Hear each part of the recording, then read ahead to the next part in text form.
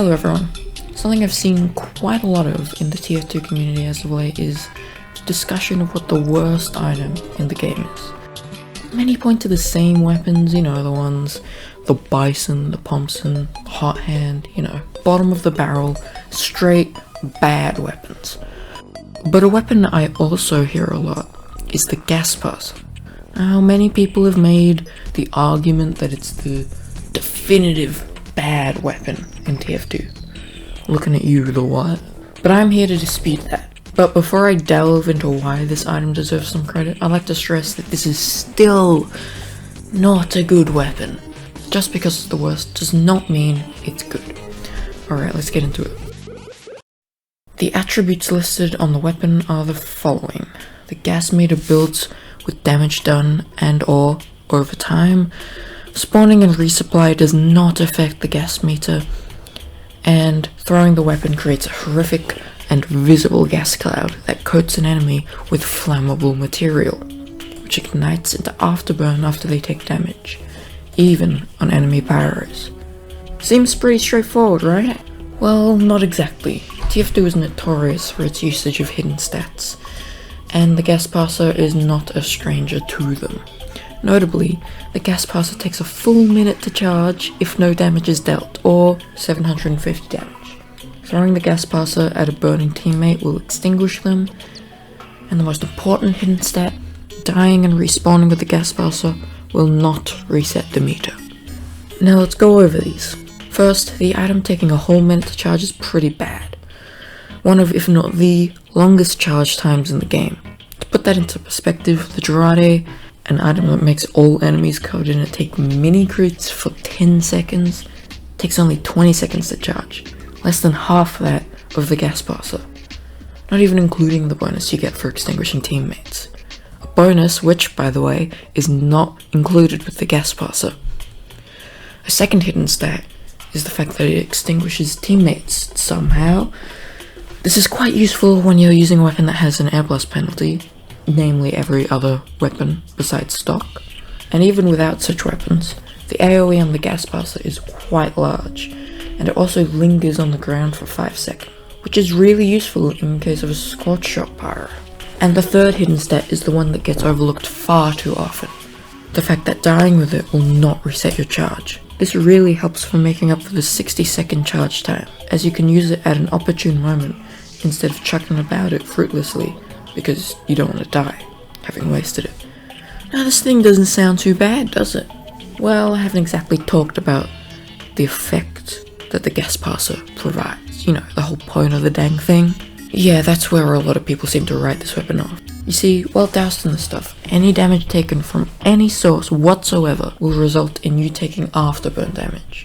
So throwing this at the enemy team would be pretty effective. But the thing is, you'd need the entire enemy team to be bundled up together real close, which most of the time is just unrealistic. But the thing that's interesting is that this also affects enemy pyros, causing them to take afterburn damage. Now this doesn't sound like a big deal right now, but keep that in mind for the future as it comes into play. Alright, weapon combos. This part is very important as it'll make or break the gas passer's usability. First up is stock. It's really not that good. Yeah, it's the only primary without an air blast penalty, meaning that the gas passer's extinguishing capabilities are a bit more redundant, but not useless.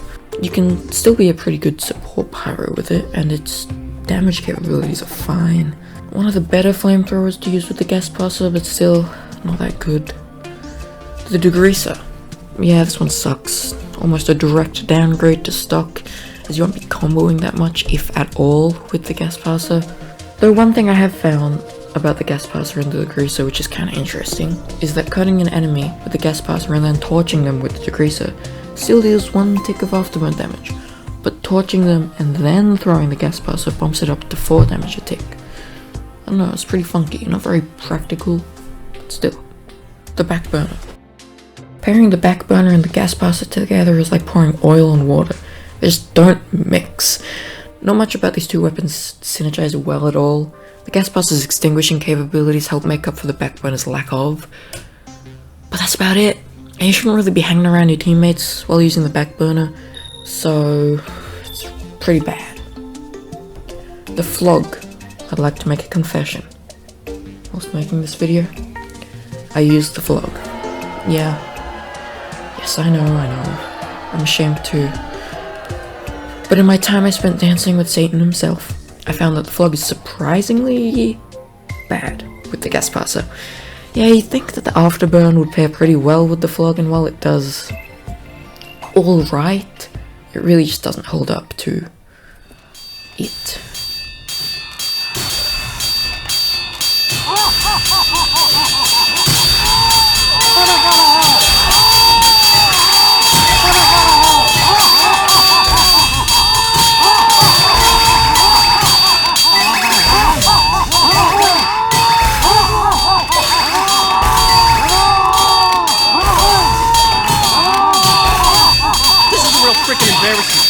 Don't worry, I'd never use it like I did with the flog. And using the gas passer instead of a damage dealing secondary makes it so that your only means of dealing damage, besides melee, but that doesn't really count, is flames. No air blast and no nothing. Just pretty bad. Although the gas passer's ability to extinguish helps combat the fact that the flog cannot, overall, it's a pretty bad pair. But not the worst out there. Alright, the Dragon's Fury. Oh yeah, this is the one. This is the one that was made for the gas passer. Who would have thought that two weapons that were added in the same update would have worked well together? But why do they work so well, you ask? Well, let me tell you. The massive burst damage that the Dragon's Fury provides means that the gas passer charges super quickly. You can use the gas passer to extinguish teammates and find cloaked spies, something the Dragon's Fury is awful at. And when you encounter an enemy pyro, they can easily be dealt with. Just throw some petroleum at them, light them up, and now they're burning. Meaning you have a lot more leniency to get a second hit in, as the Dragon's Fury usually only deals one tick of afterburn at pyros, but when coded, you can wait and time your shots a lot more strategically. My final list of primaries from worst to best are the Backburner, the Flog, the Degreaser, Stock, and the Dragon's Fury, by a long shot. Now, in conclusion, whilst I've been spouting endless praise for the gas passer in this video, you should know that it's still not really that good. Now, don't get me wrong, it's not the worst in the game, far from it. It's just kinda mid-tier. It only really synergizes with one primary, and the lack of a reliable damage dealing secondary really hurts the thing. I think that the reason people hate it so much is just the potential it had. I mean, I've always imagined an item that was basically a liquid you could coat on walls and stuff, that when activated went up in flames, like stickies, but for pyro. Even so, I think people just don't give this weapon a shot most of the time, which is why I really think people should be open-minded to this, and why I wanted to make this. So I hope you all enjoyed watching, and hopefully I will see you around next time.